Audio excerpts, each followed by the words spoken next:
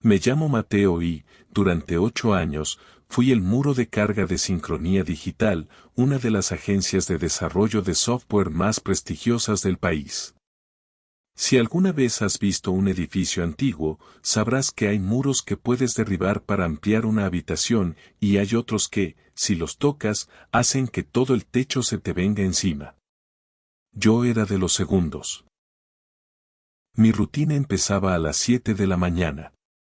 Antes de que el primer café de la oficina se terminara de colar, yo ya había respondido 3 incidencias críticas de servidores y revisado el código de los ingenieros junior. Mi jefe, Samuel, solía decir en las reuniones generales, si Mateo no está, esta oficina es solo un montón de sillas caras. En ese momento, yo me sentía orgulloso. Pensaba que la confianza era una moneda de cambio que, eventualmente, se convertiría en justicia financiera. No sabía que estaba cavando mi propia tumba con una pala de oro. Samuel era un experto en la validación emocional. Cada vez que yo terminaba un proyecto imposible en tiempo récord, él me llamaba a su oficina. No para hablar de bonos, sino para darme una palmadita en la espalda. Mateo, eres mi roca, me decía con una sonrisa ensayada. Sé que el presupuesto está ajustado este trimestre por la expansión, pero no creas que no veo tu esfuerzo. Eres el alma de la empresa. En la próxima revisión salarial, vamos a ponerte donde te mereces. Esa frase, en la próxima revisión, se convirtió en el mantra de mi vida. Me la dijo en 2021, me la repitió en 2022 y la perfeccionó en 2023. Yo aceptaba las migajas de elogios porque creía que la lealtad se premiaba. Ignoraba que en el mundo corporativo, la lealtad no es una virtud, es una vulnerabilidad que los jefes saben explotar. Todo empezó a cambiar cuando contrataron a Lucas. Lucas era un tipo joven, de unos 24 años, con un currículum que brillaba más por su diseño que por su contenido. No tenía ni la mitad de mi experiencia, pero tenía algo que a mí me faltaba, una arrogancia magnética. Desde el primer día, Lucas se encargó de vender su imagen. Pasaba más tiempo hablando de sus procesos en la máquina de café que realmente programando. Samuel lo adoraba porque Lucas hablaba el lenguaje de los líderes de pensamiento. Yo, mientras tanto, seguía en mi rincón, arreglando los errores de lógica que Lucas dejaba en el sistema, porque Mateo es el único que puede entender este desastre. La verdad me golpeó un viernes por la tarde, de la forma más banal posible. Estaba ayudando al Departamento de Recursos Humanos a migrar su base de datos a un nuevo servidor. Era una tarea tediosa que nadie quería hacer, así que, por supuesto, me la dieron a mí. Mientras probaba los accesos, abrí por error un archivo llamado nómina-enero-actualizada, CSV. Mi dedo se congeló sobre el ratón. Sabía que no debía mirar, que era una violación ética de mi contrato.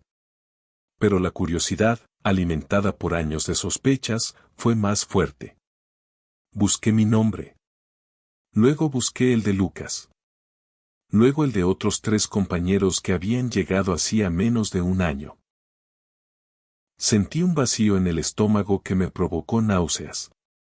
Lucas, con 6 meses en la empresa, ganaba un 35% más que yo. Pero no era solo él. 2 desarrolladores junior que yo mismo había entrenado el año anterior estaban ganando casi lo mismo que yo, un senior con 8 años de antigüedad. Hice cálculos rápidos en mi cabeza. Si ajustaba mi salario por la inflación de los últimos 5 años, en realidad estaba ganando menos que cuando empecé. Me di cuenta de que Samuel me había estado mintiendo sistemáticamente. Mi confiabilidad le permitía ahorrar dinero. ¿Para qué subirle el sueldo al tipo que nunca se queja y siempre entrega, si puedes usar ese dinero para atraer a talento nuevo que sepa venderse mejor? Esa noche no dormí. Pasé las horas repasando cada fin de semana que trabajé gratis, cada llamada a las 3 de la mañana que atendí para salvar un servidor, cada vacación que interrumpí porque solo tú sabes cómo funciona el núcleo del sistema. Me di cuenta de que me habían convertido en un rehén de mi propia eficiencia. Como yo era tan bueno resolviendo problemas, Samuel nunca me asignaba proyectos nuevos y emocionantes que pudieran darme visibilidad ante los directivos superiores. Me mantenía en las sombras, manteniendo vivo el motor viejo mientras otros se llevaban el crédito por la carrocería nueva. Ser confiable era, en realidad, ser invisible. El lunes llegué a la oficina con una mentalidad diferente. Samuel me recibió con su alegría habitual. Mateo. Qué bueno que llegas. Escucha, el cliente de la cuenta bancaria está furioso porque el módulo de Lucas tiene errores. ¿Podrías echarle un vistazo y arreglarlo para el mediodía? Antes, yo habría dicho, claro, Samuel, no te preocupes. Esta vez, simplemente lo miré. Lucas es el responsable de ese módulo, Samuel. Estoy ocupado con la migración de RRHH que me pediste el viernes. Samuel se quedó desconcertado. No estaba acostumbrado al no por parte de su empleado más dócil. Pero Mateo, tú sabes que Lucas no tiene tu ojo para los detalles. Nos surge.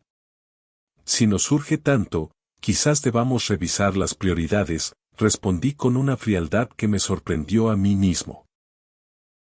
Capítulo 8. La reunión de revisión, la emboscada. Pedí una reunión formal con Samuel para esa tarde. Fui preparado con una lista de mis logros de los últimos 3 años, ahorros de costos, optimización de sistemas y formación de personal. No mencioné que había visto la lista de salarios, quería ver si él tenía la decencia de ser honesto. Samuel, he estado revisando mi trayectoria, comencé. Llevo 8 años aquí y mi salario apenas se ha movido un 5% en todo este tiempo. Creo que es hora de un ajuste significativo que refleje mi valor real en el mercado. Samuel cambió su expresión inmediatamente. Pasó de jefe amigo a gerente preocupado. Mateo, te entiendo perfectamente. Eres invaluable. Pero el mercado está difícil. Los márgenes son estrechos. He estado peleando por ti en las juntas, pero no hay presupuesto para aumentos de esa magnitud ahora mismo, continuó Samuel. Además, Mateo, tienes que entender que el salario no lo es todo. Aquí tienes estabilidad, conoces el sistema como nadie. Un aumento excesivo podría poner en riesgo la viabilidad de tu propio departamento. Era el manual clásico del gaslighting laboral. Me estaba diciendo que mi propia competencia era el obstáculo para mi aumento. Me estaba sugiriendo que debería estar agradecido por tener trabajo. Curiosamente, dije, bajando el tono de voz, parece que sí hubo presupuesto para contratar a Lucas con un salario un 35% superior al mío. El silencio que siguió fue tan denso que casi se podía tocar. Samuel se puso rojo. Había sido descubierto. ¿Cómo sabes eso?, preguntó, con un tono que ya no tenía rastro de amabilidad. Eso no importa, Samuel. Lo que importa es que me has estado pagando por debajo del mercado mientras me llamas tu roca. Me has pedido sacrificios extremos mientras premiabas a otros por hacer menos. Samuel se levantó de su silla, intentando recuperar su postura de poder. Si no te gusta cómo se manejan las finanzas aquí, Mateo, eres libre de buscar otro lugar. Pero te advierto, fuera de estas paredes eres solo un programador más. Aquí eres el rey. Piénsalo bien antes de morder la mano que te da de comer. Ese fue el momento. La mano que me da de comer. Como si yo fuera un perro y no el hombre que mantenía viva su empresa. No renuncié ese día. Sabía que si me iba en ese momento, me iría con las manos vacías y ellos encontrarían la forma de culparme por cualquier fallo futuro. Decidí aplicar lo que en psicología laboral llaman renuncia silenciosa, pero llevada al extremo técnico. Empecé a cumplir estrictamente mi horario, de 9 a 18. Ni un minuto más. Dejé de revisar el correo fuera de la oficina. Cuando algo se rompía a las 7 de la tarde, simplemente no respondía. En la oficina, hacía exactamente lo que decía mi descripción de puesto original de hacía 8 años. No más mentorías, no más parches de emergencia para los errores de otros, no más magia. A las 2 semanas, Sincronía Digital empezó a crujir. Sin mí trabajando 60 horas a la semana, los proyectos de Lucas empezaron a acumular retrasos épicos.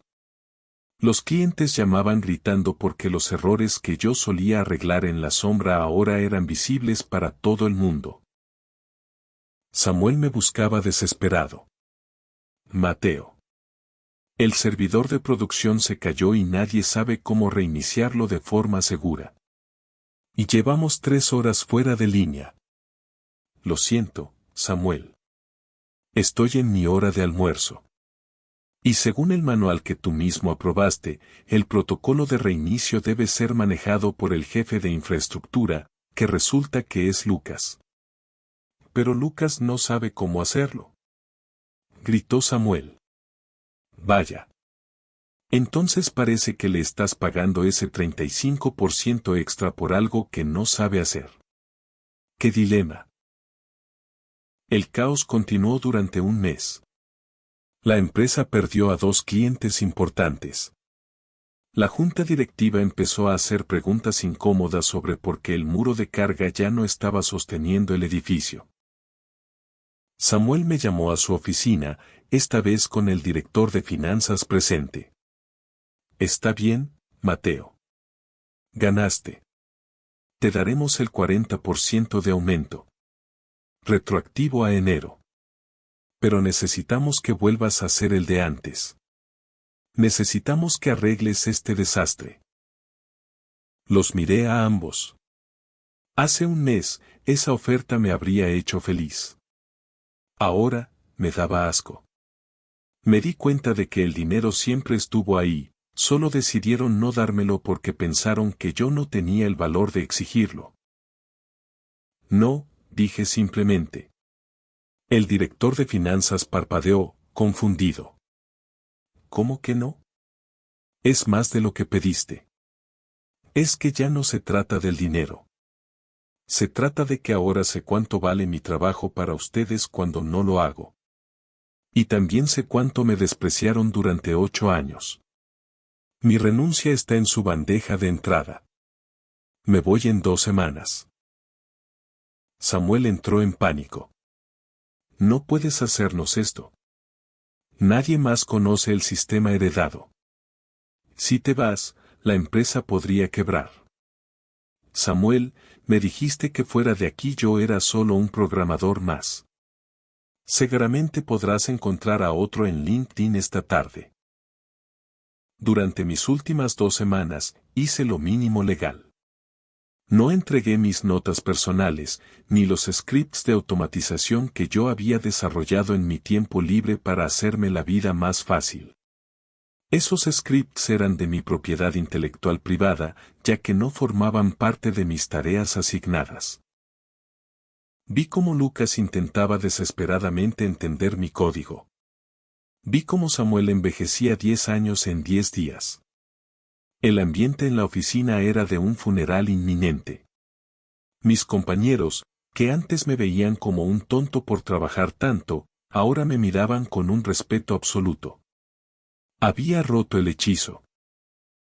Cuando Samuel se dio cuenta de que mi no era definitivo, su faceta de jefe herido se transformó en algo mucho más oscuro. 2 días antes de mi partida oficial, recibí un correo de la asesoría jurídica de Sincronía Digital. No era una despedida, era una amenaza. Adjuntaban mi contrato original con un círculo rojo en la cláusula de no competencia y confidencialidad. Mateo, espero que no estés pensando en irte con la competencia, me dijo Samuel en el pasillo, con una sonrisa que ya no llegaba a sus ojos.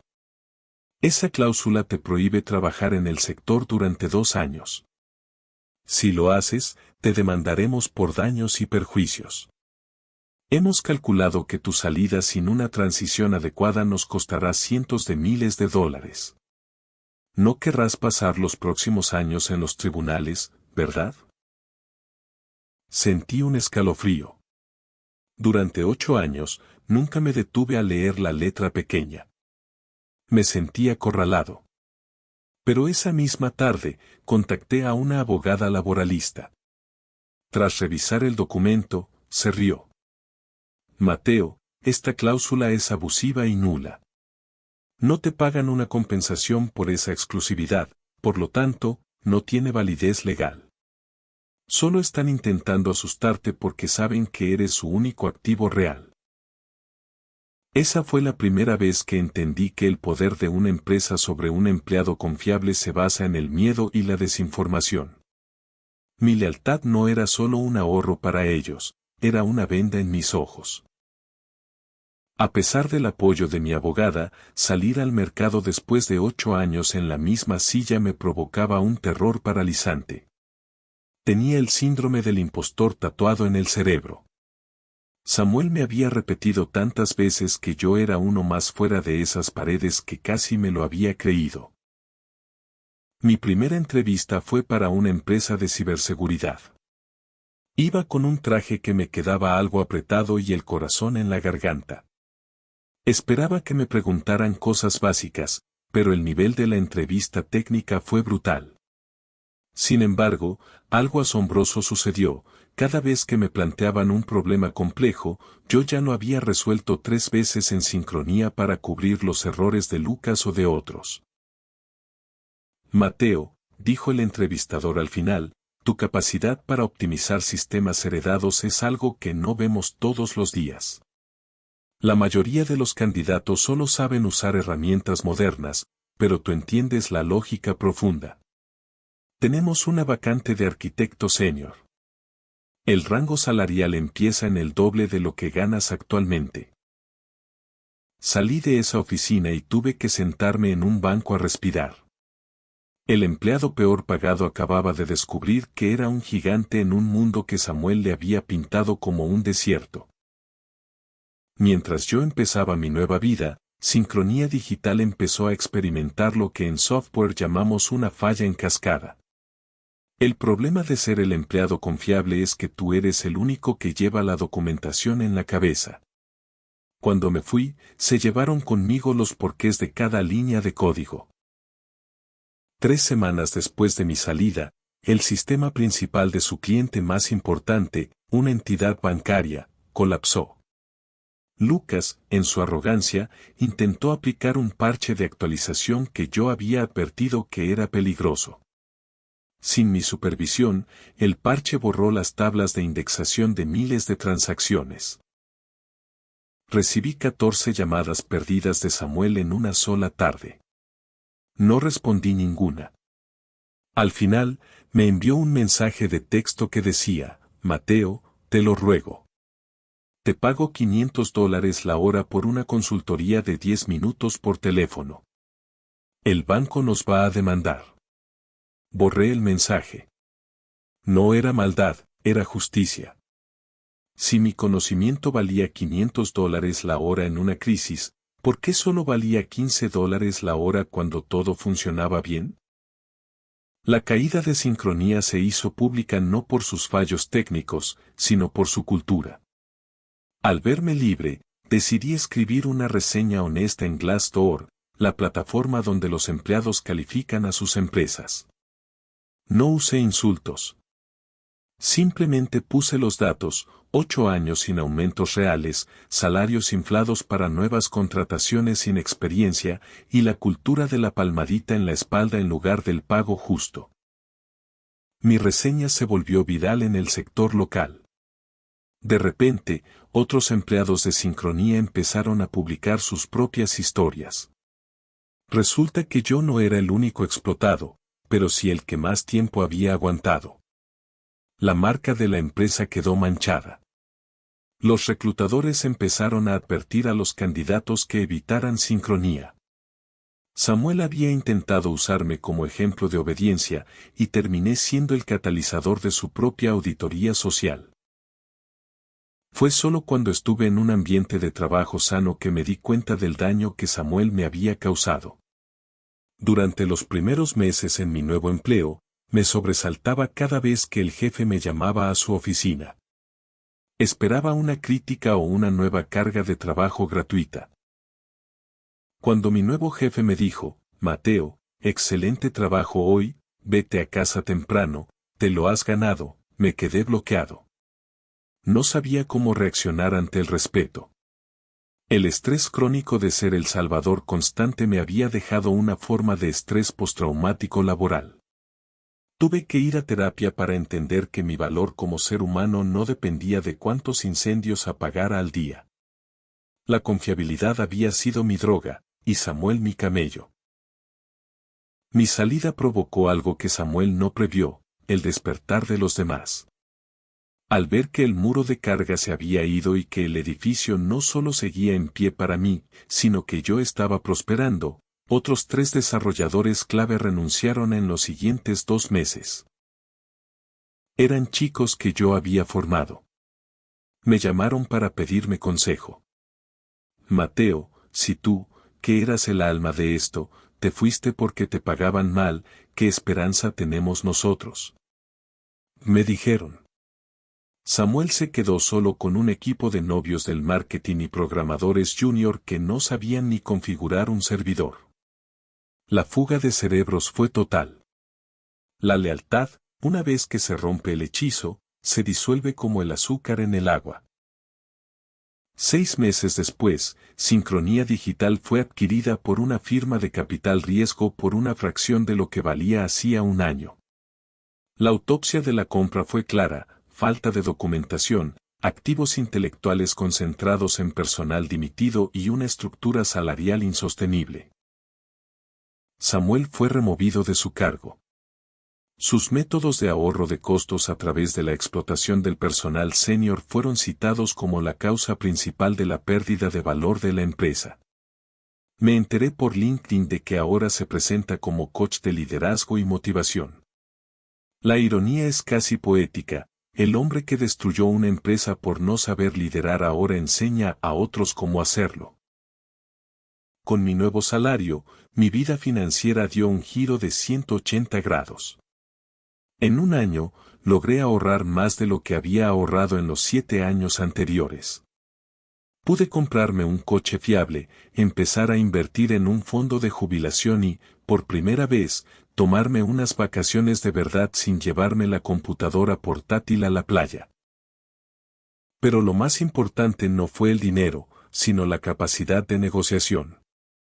Ahora, cuando entro en una reunión de revisión, llevo mis métricas, mi valor de mercado y una sonrisa tranquila. Ya no pido por favor, expongo mi valor.